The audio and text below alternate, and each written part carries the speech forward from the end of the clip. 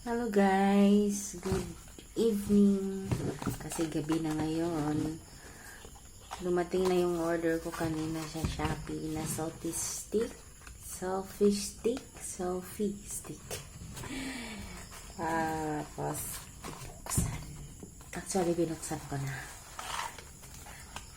Ibibidyohan ko lang ngayon kung ano talaga ang paano gagamitin.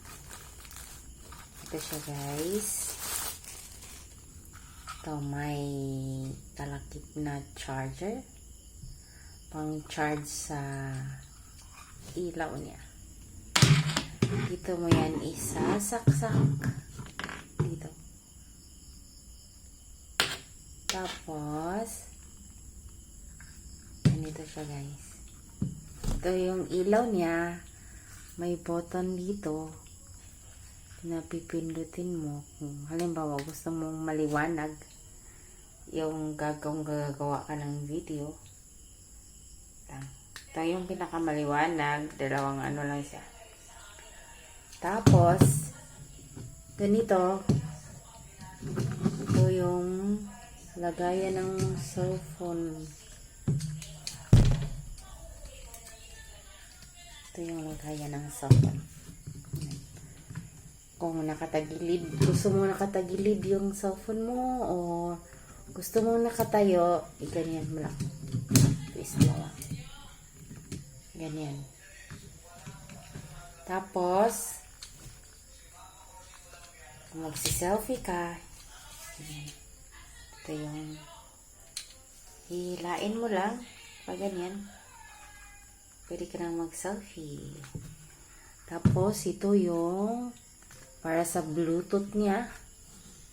Ilong press mo lang yung nasa gitna. Ilong press mo. Tapos i-connect mo na sa Bluetooth ng cellphone mo.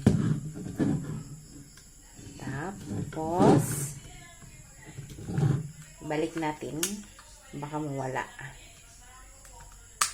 Yan. Tapos halimbawa kung gusto mo nang nanonood ka lang, nakaupo ka lang, nanonood ka ng kung anong panoorin mo. Ito yung mga paa niya. 3 paa. Gaganan mo lang. Kasi yan. Ayan na siya. Diba guys? Feeling ko gustong gusto ko to. Kasi gumagaan. Tsaka pwede mong gamitin manood lang.